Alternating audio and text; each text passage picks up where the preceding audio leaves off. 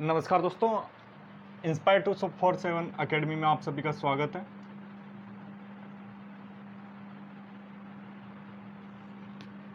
आज से मैं आपको मैथ पढ़ाऊंगा। मैथ में जो क्वांटिटेटिव एप्टीट्यूड है, ठीक है, क्वांटिटेटिव एप्टीट्यूड क्यूए।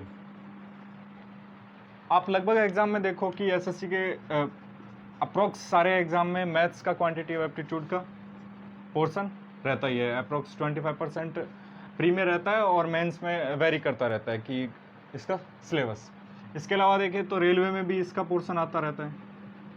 रेलवे के अलावा अगर हम बात करें यूपीएससी के प्री में भी इसका सिलेबस आता है, ठीक है। यूपीएससी के अलावा अगर हम बात करें रेलवे बैंकिंग में भी इसका सिलेबस आता है, और बैंकिंग में थोड़ा क्यूए का हायर सेक्शन आता है, ठीक है। तो हम एकदम बेसिक लेवल से शुरू करेंगे क्वांटिटेटिव एप्टीट्यूड को,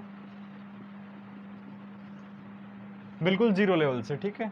अगर आप कोई भी स्ट्रीम से बिलोंग कर रहे हो, चाहे आर्ट्स से हो, चाहे मैथ से हो, या फिर साइंस के अगर बायो से हो, सीएस से हो, कोई भी स्ट्रीम से हो, कॉमर्स से हो, तो आप इस वीडियो को आराम से देखिए और हमारे साथ में जुड़े रहिए।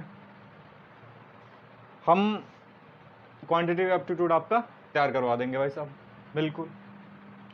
तो banking, railway, UPSC pre, SSC, इनके अलावा अगर हम बात करें तो आपके स्टेट पीसीएस के एग्ज़ाम होते हैं, ठीक है, एसआई वगैरह इनके होते हैं। इनके अलावा जो कांस्टेबल लेवल के एग्ज़ाम होते हैं, इनके अलावा अगर हम बात करें एयरफोर्स के एग्ज़ाम होते हैं, एनडीए का एग्ज़ाम होता है। इन सब में अगर हम एक कॉमन चीज़ देखें तो वो क्या है, क्वांटिटेटिव एप्टीट्यूड, जिसे आप मैथ कहते हैं, कि ये तो आनी है भाई, मैथ तो हर जगह आनी है। तो उसके लिए आपको मैथ में मास्टर बनना पड़ेगा, यानी जॉब तो लेनी है, ठीक है, जॉब सिक्योर करनी ज़रूरी है। और अगर जॉब सिक्योर करनी ज़रूरी है तो उसके लिए आपको एक सब्जेक्ट जो कंपलसरी हर जगह देखा जा रहा है वो मैथ है, और दूसरा आपका इंग्लिश है, ठीक है। अगर आप सेंटर की तैयारी कर रहे हो, स्टेट की कर रहे हो, तो आप स्टेट में वेरी करता रहता है, अलग अलग स्टेट में अलग अलग क्राइटेरिया दे रखा है, तो स्टेट में वेरी करता रहता है। सेंटर में आपका ये मैथ और इंग्लिश कंपलसरी है, रीजनिंग भी है, ठीक है। पर रीजनिंग है इतना ज़्यादा मतलब टफ नहीं है। आप अगर एसएससी, रेलवे वगैरह इनकी तैयारी करते हैं तो रीजनिंग आपको थोड़ा इजी लगेगा जब आप क्वांट को पढ़ लेते हैं, ठीक है, क्वांटिटेटिव एप्टीट्यूड को पढ़ लेते हैं। अब एक्चुअली हम बात करें कि क्वांटिटेटिव एप्टीट्यूड होता क्या है, ठीक है। देखो, मैथ जो है वो हम थ्योरी सेक्शन प्लस जो भी एमसीक्यू टाइप में जो आप क्वेश्चन सॉल्व करते हो, प्रैक्टिकल के क्वेश्चन सॉल्व करते हो, ठीक है, उनके सॉल्यूशंस निकालते हो, वो मैथ होता है, ठीक है। Quantitative aptitude is something different from mathematics. जो हम मैथमेटिक्स हम समझते हैं उससे थोड़ा डिफरेंट होता है, ठीक है। अब डिफरेंट इन किस में होता है, अप्रोच में, कि आप अप्रोच किस तरीके की लगा रहे हो, उससे अगर हम देखें तो थोड़ा डिफरेंस होता है, ठीक है। मैथ हम जनरल थोड़ा डीपली जाके सॉल्यूशंस निकालने की कोशिश करते हैं। यहाँ पर अगर हम क्वांटिटेटिव एप्टीट्यूड की बात करें तो आपका अप्रोच होगा वो कितना होना चाहिए, शॉर्ट अप्रोच होना चाहिए, ठीक है। अप्रोच एकदम short in the sense time, यानी बहुत कम टाइम लगे, बहुत ज़्यादा माथापच्ची ना करनी पड़े, ठीक है। तो क्वांटिटेटिव एप्टीट्यूड यानी शॉर्ट टाइम में आपका एक क्वेश्चन इजीली सॉल्व हो जाए, ठीक है। तो उसी को हम ध्यान में रखते हुए ये सारी चीज़ें पढ़ेंगे। अब जो क्वांटिटेटिव एप्टीट्यूड के जो सब्जेक्ट हैं, ठीक है, उसके अंदर कौन कौन से टॉपिक हम पढ़ेंगे उनके बारे में अगर थोड़ा हम देख लेते हैं कि इस जो सीरीज चलेगी मैथ की या क्वांटिटेटिव एप्टीट्यूड की जो सीरीज चलेगी उसमें हम कौन कौन से सब्जेक्ट पढ़ेंगे वो थोड़ा देख लेते हैं। सबसे पहले आपका हो गया संख्या पद्धति।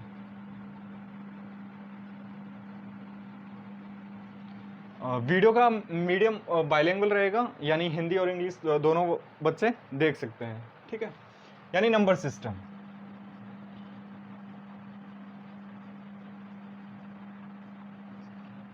संख्या पद्धति, नंबर सिस्टम, ठीक है। सबसे पहले हम इसी टॉपिक को पढ़ेंगे और इससे थोड़ा डीपली पढ़ेंगे। कल से इसके बारे में हम पढ़ना शुरू कर देंगे और अप्रोक्स 4-5 दिन ये सब्जेक्ट टॉपिक चलेगा और 4-5 दिन के बाद में हम नया टॉपिक शुरू करेंगे, ठीक है। इसके बाद में अगर हम बात करें तो मैथ ऐप और लेस ऐप, महत्तम समापवर्तक व लघुत्तम समापवर्तक, ठीक है, जिसे हम बोलते हैं LCM and HCF, highest common factor, lowest common multiple. ठीक है, इसके अलावा अगर हम बात करें डेसिमल फ्रैक्शंस, दशमलव भिन्न,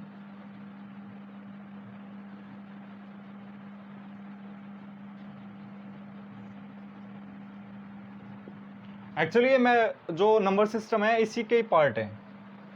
ठीक है, इसी के ही पार्ट है, मैसे पे वेल ऐसे पे दशमलव सिस्टम, जिसे हम डेसिमल सिस्टम बोलते हैं।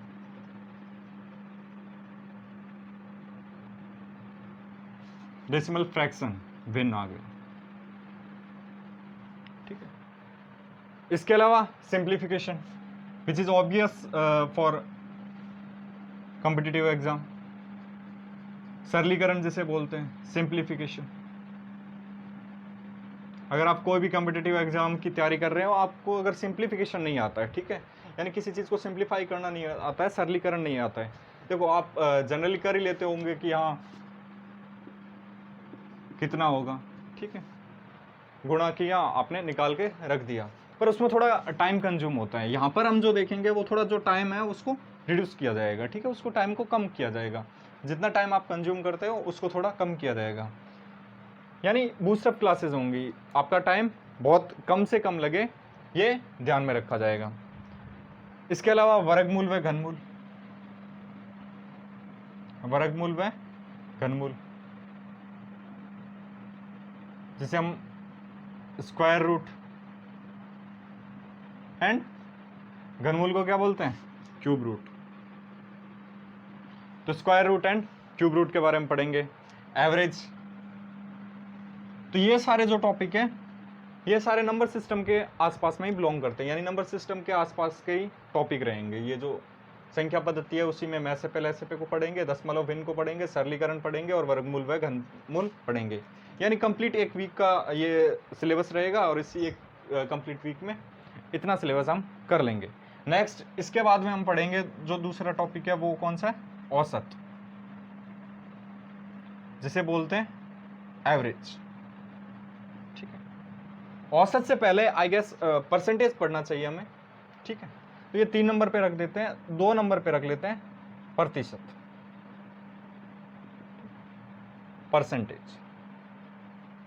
Percentage exam point of view से काफी इंपॉर्टेंट है, बहुत ही इजी टॉपिक है और बहुत ही छोटा मतलब इसका अगर कंटेंट देखें तो बहुत ही काफी कम है। ठीक है, पर ये हर एक टॉपिक को टच करते हुए चलता है, परसेंटेज एंड एवरेज, ये दोनों टॉपिक है। ये आपके अगर अप्रोच के पॉइंट ऑफ व्यू से देखें तो ये हर एक टॉपिक को टच करते हुए, यानी उनके अगर आपको ये सिंपल टॉपिक नहीं आते हैं तो वहाँ पर जाने का कोई फ़ायदा नहीं है। अगर आप डायरेक्ट कोई बड़ा टॉपिक लेके बैठ जाएं और अगर आपको ये सिंपल टॉपिक नहीं आते, यानी नंबर सिस्टम आपको आना ज़रूरी है, उसके अलावा प्रतिशत आना ज़रूरी है और औसत आना ज़रूरी है।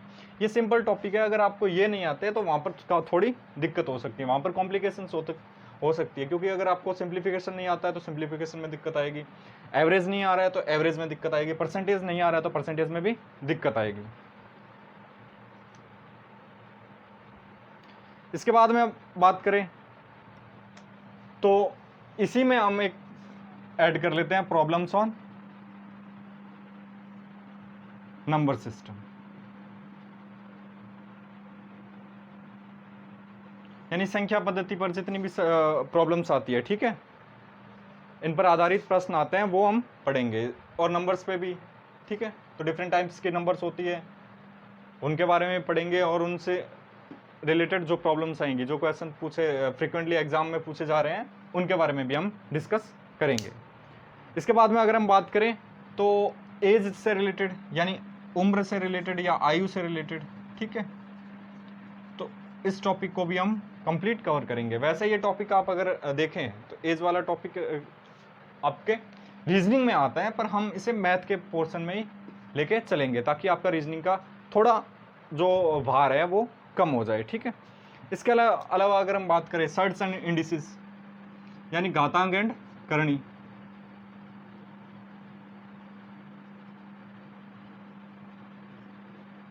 सर्ट्स एंड इंडिसेस, घातांक एंड करणी के बारे में भी हम पढ़ेंगे।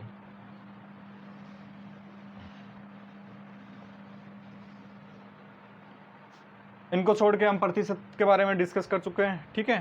प्रॉफिट एंड लॉस यानी लाभ व हानि के बारे में पढ़ेंगे।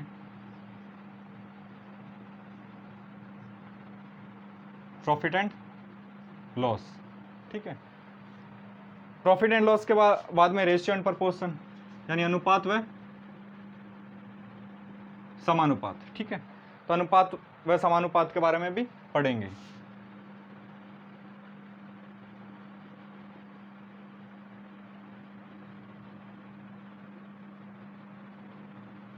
रेशियो एंड प्रपोर्शंस के बारे में, ठीक है। पार्टनरशिप के बारे में पढ़ेंगे, जो लाभ एंड हानि में भी आता है, पार्टनरशिप, ठीक है। ये इन दोनों के कंटेंट को मिक्स करते हुए चलता है, प्रॉफिट एंड लॉस को और रेशियो एंड प्रपोर्शन के मिक्स कंटेंट आता है पार्टनरशिप में, ठीक है।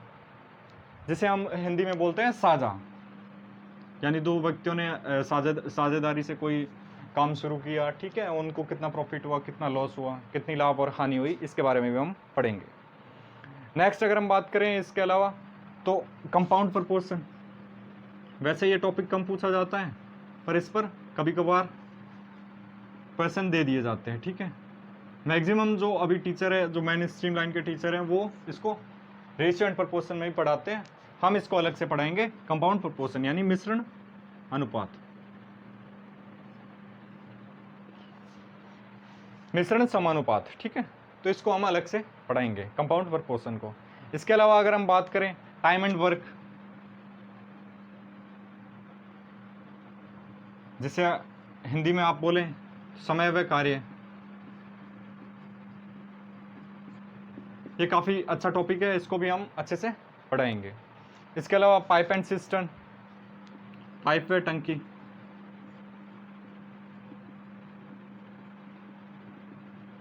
पाइप एंड सिस्टम,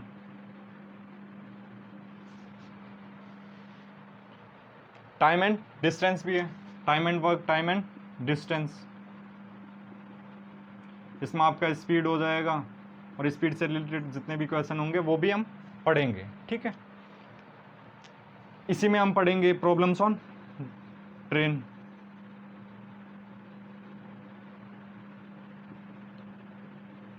यानी ट्रेन पर आधारित पूछ लिया जाता है कि एक ट्रेन आगे चल रही है, एक ट्रेन पीछे चल रही है, एक ने दूसरी को क्रॉस किया तो कितना समय लगा, या फिर उनमें से किसी एक ट्रेन की दूरी पूछ ली जाती है। तो इस प्रकार के प्रश्न हाल ही में जो एग्जाम हुए हैं उनमें पूछे जाते हैं और उनको हम पढ़ेंगे। इनके अलावा अगर हम बात करें तो बोट एंड स्ट्रीम, ये भी स्पीड का ही टॉपिक है, बोट एंड स्ट्रीम, नाव है धारा, यानी एक नाव ने दूसरी धारा के विपरीत चल रही है, ठीक है। तो धारा का प्रभाव पूछ लिया, नाव का प्रभाव पूछ लिया, तो ये सारी चीजें हम पढ़ेंगे। एलिगेशन एंड मिक्सर,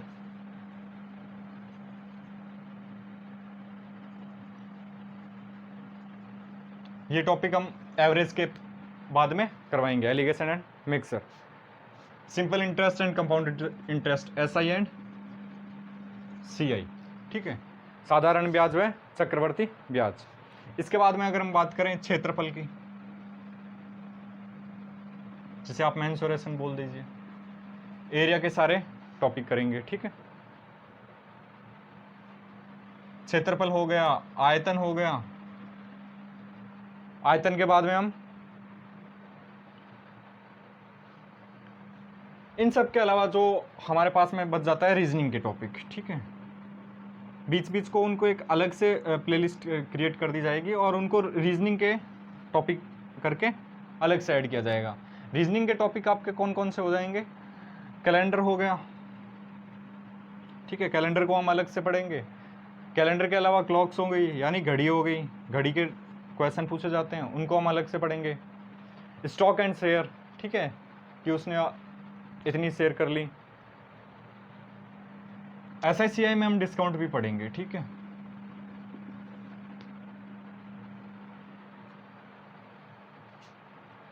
डिस्काउंट को आप हिंदी में बोलते हैं बट्टा, बट्टा भी पढ़ेंगे, महाजनी बट्टा भी पढ़ेंगे, बैंकर्स डिस्काउंट, ठीक है।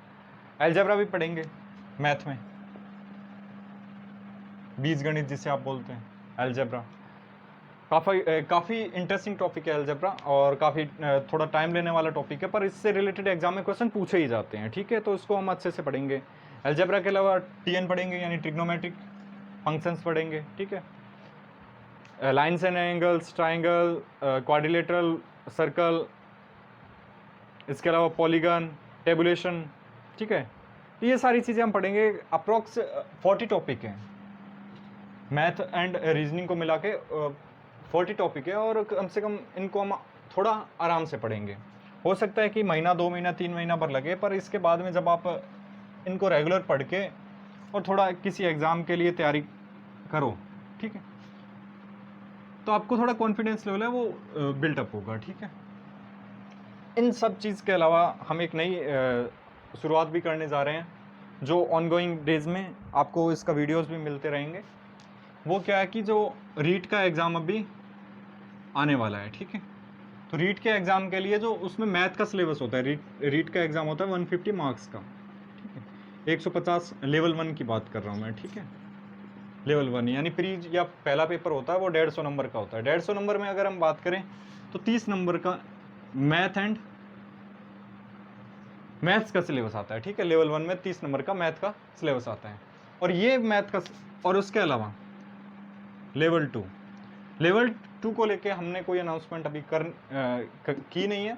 लेवल 1 की अगर हम बात करें तो ये जो 30 नंबर का जो 30 क्वेश्चंस आते हैं, ठीक है, इसकी प्रिपरेशन हम डेली बेसिस पे करवाएंगे, ठीक है। यानी रेगुलर क्लास होंगी आपकी, और रेगुलर हम इसकी तैयारी करवाएंगे, 30 क्वेश्चन की आपकी प्रिपरेशन करवाएंगे। तो एक तरीके से आपकी मैथ में 30 आउट ऑफ 30 लाने का एक बहुत ही सुनहरा मौका है। आप हमारे साथ बने रहिए, and I hope you will enjoy this journey, and on this behalf wish you all the best. Thank you.